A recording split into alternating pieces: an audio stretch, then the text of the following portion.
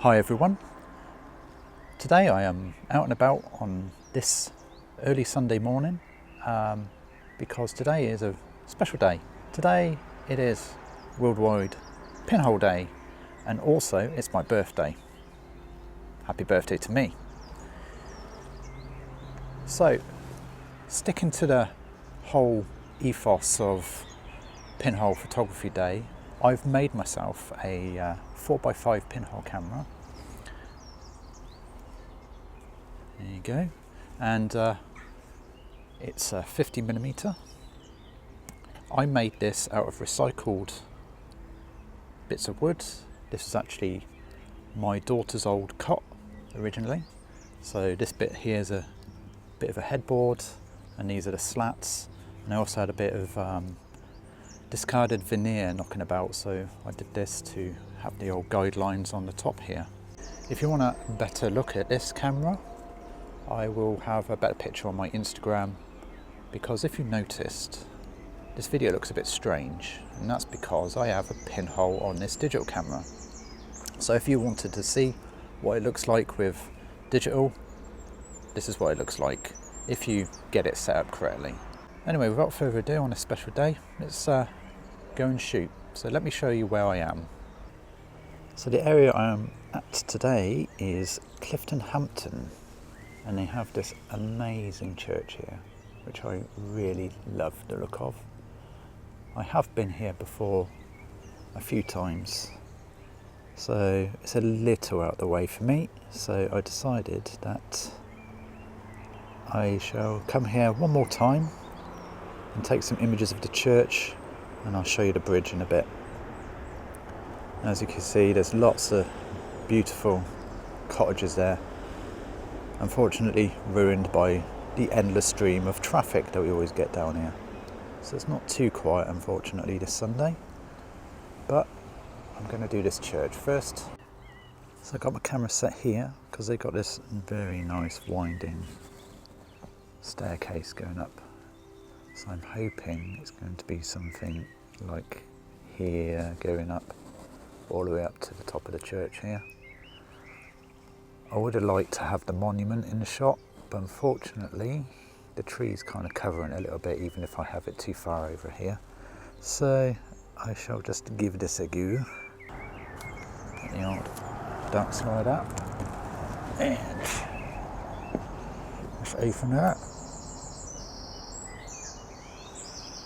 Okay, I'm going to give this a go, and then what I'm going to do is probably do a secondary one a bit further down. Get me your stopwatch on. It's about 2 minutes, but I'll give it a bit less now because I've been chatting for the past 10 minutes. So hopefully that'll be good. So I think that's going to be more than enough because I was chatting before. Let's shut that down. There we go. There you go. It's a very traditional shutter I got on here, just a basic one. So hopefully that came out alright.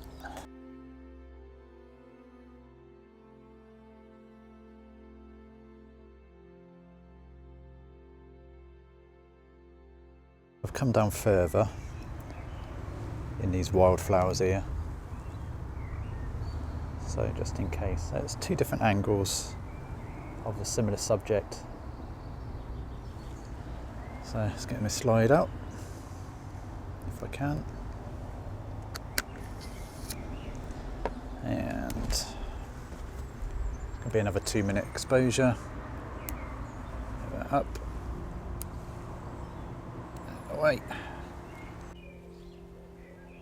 So even though I'm using my device for a stopwatch, I haven't been using this device or any light meter on my phone for exposures. I'm actually using this. I'm actually using this exposure wheel from Ranitza cameras, and it's worked very well for me actually, so I will be using this more in the future because I want to get to the point where I can actually look at an image here and judge how much exposure I would need. The whole point of pinhole photography for me is getting away from things like this, devices, electronics and all that kind of thing. You know, you're sitting there in front of your tablet, you're sitting there in front of your computer, and there's this beautiful world out here. And using a pinhole camera is far, far more connected to the natural environment, I would say. You know, you're not looking through a viewfinder, you're not looking through any kind of electronic representation of what you're taking an image of. You are at the mercy of the natural elements. You're in the mercy of light, time, and what goes on in front of it. So that is something that appeals to me about pinhole photography. So that's 2 minutes. Let's plonk that down super quick. A little wobble's not going to be a big deal on such a slow exposure. And there we go, we are done with number 2. Now, I've got 2 different versions of the same subject, so I'm going to do something different now.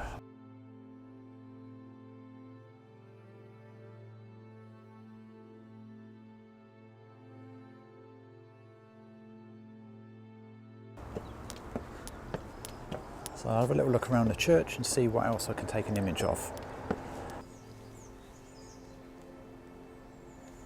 It's a really nice church, this. Really nice.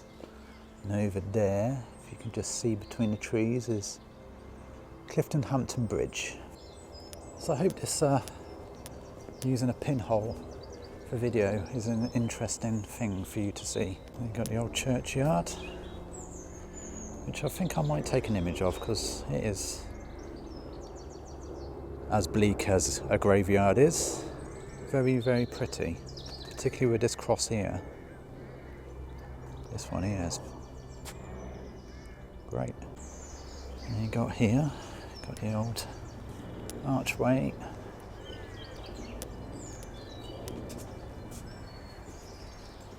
With steps that go down. So I think I'll do one of the path going in, and I think I might go to the bottom of these steps down here, and do it coming up here. So here at the back of the churchyard, I've got a bit of trivia for you. A little fun fact. See that building there? It's Clifton Hampton Manor, and the person who lives there is no other than singer-songwriter Kate Bush. So I'm just going to go here and sing Heathcliff, it's me, I'm Kathy, I'm in my home now. There you go, that's my terrible singing for today. So I do have my own Kate Bush story, kinda. In my past life I used to work in hospitality at a very posh boys' school in Oxford. That's all I'm going to say. And Kate Bush's son used to attend that school. So I have met Kate Bush, kind of informally. And yeah, he was a very quiet, reserved little boy. And apparently he's now pursuing a music career himself. So, you know, that just makes me feel old because he's like in his mid-20s, maybe close to 30 now. And I remember him being a little 6-year-old boy. Anyway, that's my Kate Bush story. You get to see a lot of celebrities around Oxford. It's just part and parcel. Oxford, Oxfordshire. A lot of celebrities. A lot of filming goes on. You just get used to it, really. Shoink. And it's a 2-minute exposure again. Maybe 3. And we're about done because it got a bit dimmer. I'll give it a little bit more. Yomp.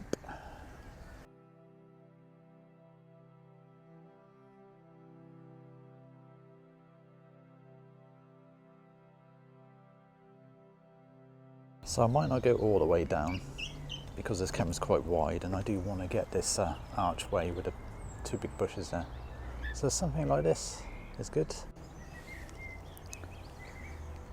So it's got quite cloudy. I'm going to do about 4 to 5 minutes. you go. Yeah, it's clouded over a bit, so I'll give it a little bit longer.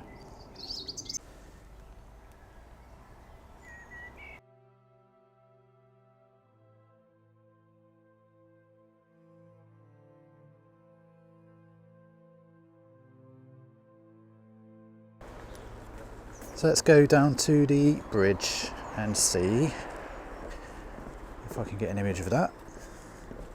The water seems pretty still, so I might get a good reflection as well. As you can see, Clifton Hampton's got lots of nice cottages, but I'm not going to take any images of cottages. It's people's houses at the end of the day.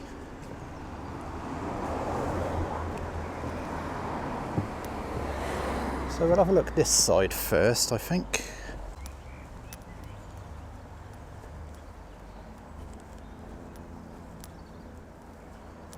Honestly, it's not too close to the bridge, so I know the other side does go closer to the bridge. See if I can walk down this way a little bit. So this is a bit closer. This actually looks quite nice. This might do nicely. I will check the other side first though.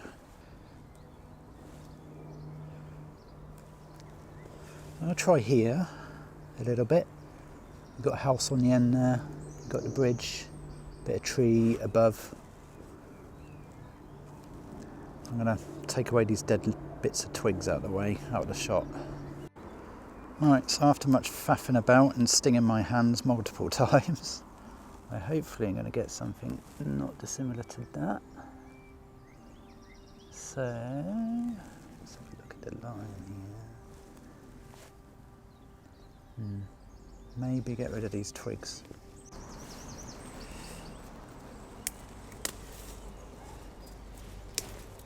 I estimate it's a bit cloudy, but not super cloudy. Obviously I want to get the shadow detail, so I would say 4 minutes. Let's do 4 minutes. So this camera's got a f value of 200. So the paper has ISO 6, so we'll leave that for 4 minutes. So I've been doing pinhole photography for just over a year now. And the main reason why I got into it was because I got sick and tired of using digital. Also, I got sick and tired of the division in terms of the digital photography community. It's all about tribalism, you know, I'm a Fuji shooter and Sony sucks, or Canon sucks and Sony's the best, all that garbage. Also, I started getting very obsessed about gear, and that's no good either. And cost of living is shooting up all the time. I can't afford to be obsessed about gear anymore, and it was just not enjoyable at all. When I first started this channel, I actually was doing some gear videos and also some retro camera videos, you know, old digicams and stuff like that. I was not enjoying that at all either. And over the past few years, I have been looking at pinhole photography. YouTubers like Martin Henson, Will Gudgeon, hi Will, and I was actually fascinated by the fact that the images came out so good with a pinhole, and I just really didn't think that I would be able to afford to do pinhole photography, let alone film photography. So, much to my surprise, it's actually a lot cheaper on my pocket, and when I gave it a go, I absolutely loved it. Absolutely loved it. And every time I come out and do some pinhole photography, I am always surprised, and I'm always happy with whatever I get. You know, sometimes you get a bad image, but even a bad image is an interesting image with pinhole. Also, on top of that, the community, there's no division in the community. You know, it doesn't matter if you're shooting with a bought pinhole camera by you know, someone like Reality So Subtle or Mia Pinhole or Ranitza cameras, or if you just use a tin can or a cardboard box, you're going to get very similar results, and everybody appreciates the images that you do in that community. There's none of that tribalism like I was speaking about. Everybody's on the same page, everybody's getting the same thing from Pinhole as you are when you do it, and that is why I like pinhole photography. So thank you to you guys, all you pinholists and pinhole camera makers. It's one of the best photography communities in my view. So thank you all you pinholists out there. So I rambled on a bit too long now. I've gone over 4 minutes and oh dear.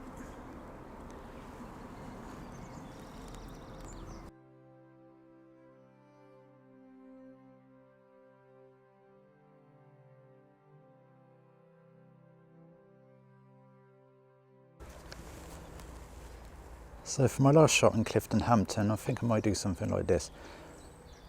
Now, I've got a bit of dilemma. I kind of like this leading line of the path going down this way under the bridge. All right, ducks. But I don't like the fact that these two arches here are not as well seen. And then when you go further back, you're obviously going to get a bit more of the archway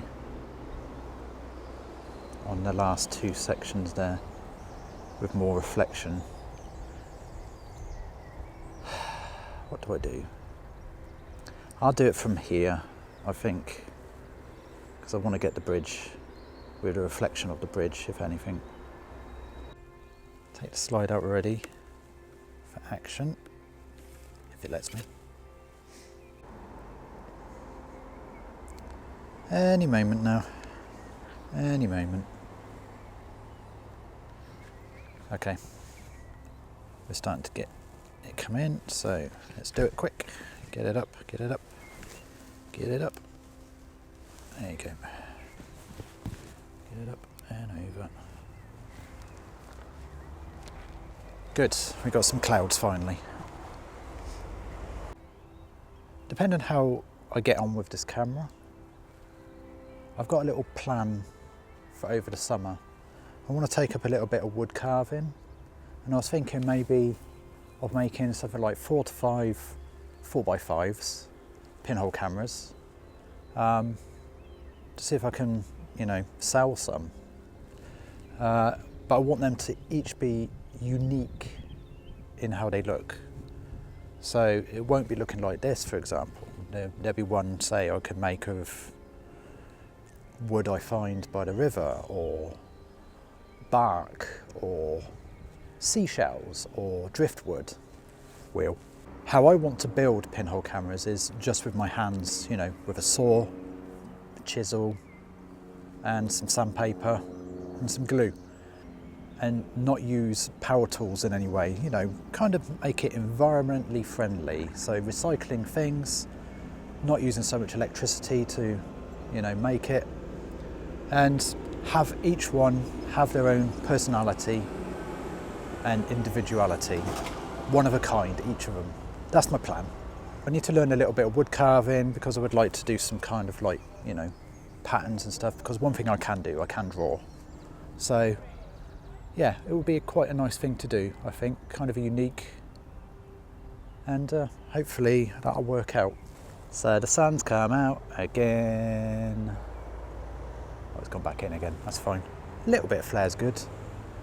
We're at the 3-minute mark. Nearly done. So let's close up. And gently in, and lock it. So they're all locked and done.